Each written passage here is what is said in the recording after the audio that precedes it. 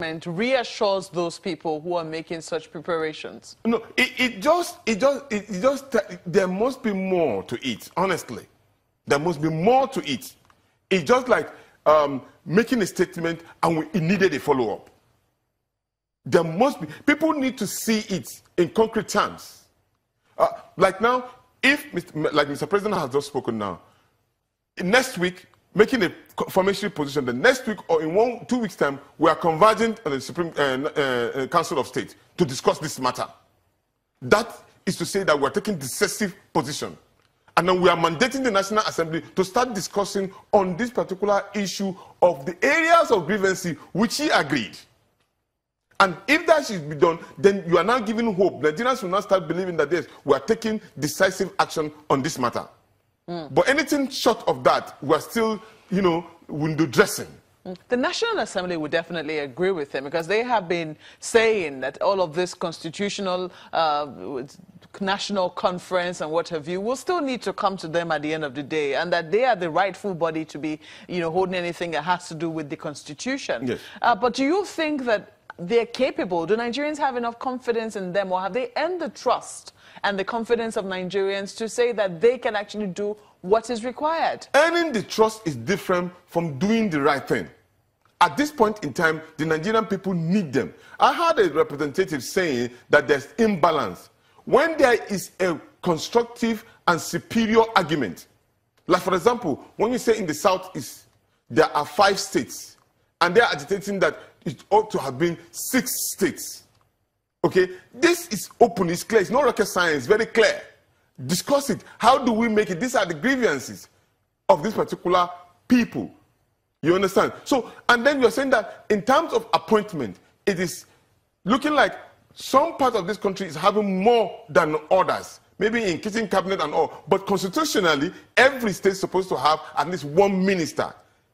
You understand? These are clear issues that need to be tackled. It may not solve the problem completely, but at least it will give a ray of hope. And once that is done, people will start believing in each other.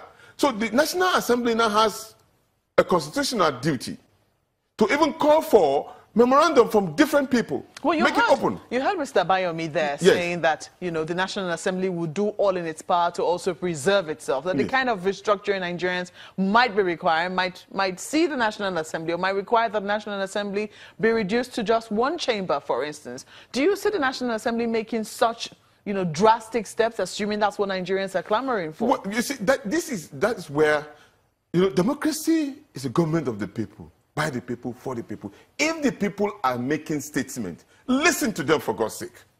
You're not governing yourself. You're not there to represent yourself. You are there to represent the people. And when they are talking about certain things that concern them, you need to listen to them. One of the problems that we have in this country is that we always think that we can give to the people what they need, not what the people need that we ought to give them. Now, clearly now, the people are saying that there are flaws in our constitution. There are areas of concern. There are areas of discord that is making us go adrift. Let's look at those particular areas. It behoves on the National Assembly to call for a constitutional amendment, just like the way they are doing, but call people to bring in documents that can help in taking care of some of these particular people, even for national unity's sake. They could take decisions as regard to some of the areas of grievances, and all of these things will have gone away since Mr. President said, okay, fine, this is what is provided by the Constitution. We can do all of these things. We don't need to wait for somebody else. Well, a constitutional amendment is definitely going on right now. That's right. It was part of the conversation we had just before the National Assembly went on recess. From what you have seen, the areas that the National Assembly is focusing on, do you think they are addressing the issues that really matter? No. No, if they are, we will have not found ourselves in this particular situation. No, don't forget that the agitations preceded the constitutional amendment. It did, because they were slow ab initio from taking this particular decision. This particular issue of agitation has been there for a very long time. It's not now. So now that they are looking at it, you're still saying that it's like they haven't taken it into cognizance? No, they haven't, because you need to have people coming in. You need to have people from sections of this country coming into the National Assembly, fill the chambers, having discussion, Committees being set up, the Ohanize, Arewa, everybody coming in to ventilate his own position. Into the chambers of the National No, Assembly? what I'm saying is the committee chambers, of course, where they usually have the committee meetings and all. That place, they can have a discussion there. People should come in and ventilate their position. And when they are being listened to, and decisive position is being taken, you will see all of this particular agitation fizzling out. Look at one of these bones of contention. It's been there for quite a while. Yes. And they believe that this issue of, for instance, of resource control, yes.